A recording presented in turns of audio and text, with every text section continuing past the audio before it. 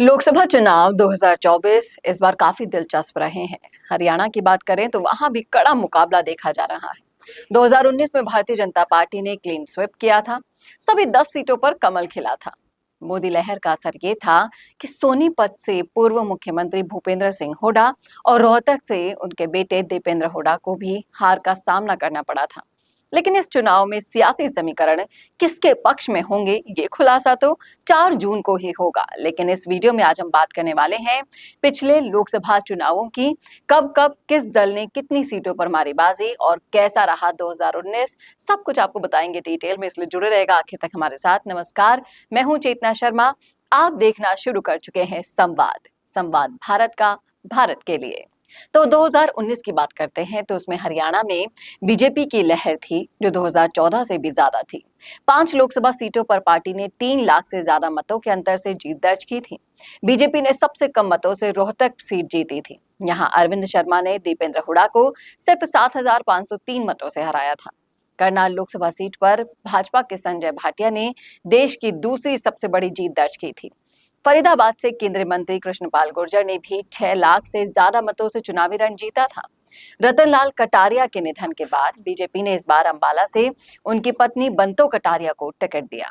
उधर नायब सैनी ने सीएम बनने के बाद कुरुक्षेत्र सीट पर उद्योगपति नवीन जिंदल को उतारा और पार्टी ने करनाल से मौजूदा सांसद संजय भाटिया का टिकट काट दिया। इसके बाद पूर्व सीएम मनोहर लाल ने यहां पर चुनाव लड़ा था। सिरसा लोकसभा क्षेत्र की बात करें तो सुनीता दुग्गल की जगह अशोक तंवर को प्रत्याशी बनाया गया। बृजेंद्र सिंह के कांग्रेस में जाने के बाद हिसार सीट पर रणजीत सिंह चौटाला पर दाव खेला गया। सोनीपत सीट पर भी बीजेपी ने चेहरा बदला और विधायक मोहन लाल बडौली को प्रत्याशी बनाया। पिछले लोकसभा चुनावों के विजेताओं की बात करें तो सबसे पहले नाम आता है रतनलाल कटारिया का, जिनकी लोकसभा सीट अंबाला रही थी। इन्होंने बीजेपी से जीत दर्ज की थी। इसके बाद कुरुक्षेत्र में नायब सिंह सैनी ने बीजेपी से जीत दर्ज की थी। सिरसा लोकसभा सीट की बात करें तो बीजेपी से सुनीता दुग्गल ने जीत का परचम फहराया था। बृजेंद्र सिंह ने हिसार से, संजय भाटिया ने करनाल से, रमेश कौशिक ने सोनीपत से और अरविंद शर्मा ने बीजेपी से रोहतक लोकसभा सीट से जीत दर्ज की थी। और फरीदाबाद से कृष्णपाल गुर्जर ने सबसे बड़ी संख्या में जीत दर्ज की थी।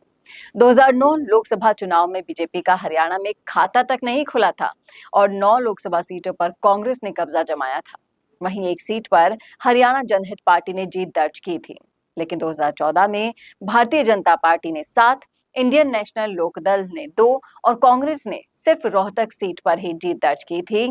तो ये थे पिछले लोकसभा चुनावों के सारे समीकरण। लेकिन 2024 के समीकरण किस तरह से होंगे, किसकी तरफ रहेंगे, ये तो आने वाला वक्त ही बता पाएगा। लेकिन अगर आप भी जानते हैं, हरियाणा की सियासत को समझते हैं बेहद बारीकी से, तो बताइएगा इस बार कौन जीत का परचम फहराने वाला है और कौन मुकाबला आगे लेकर जाने वाला है, जीतने वाला है। सब कुछ बताइएगा डिटेल में वीडियो में कमेंट करके, और इस वीडियो को ज्यादा से ज्यादा शेयर करना ना भूलिएगा। और ऐसे और वीडियोस के लिए देखते रहिए संवाद भारत का, भारत के लिए।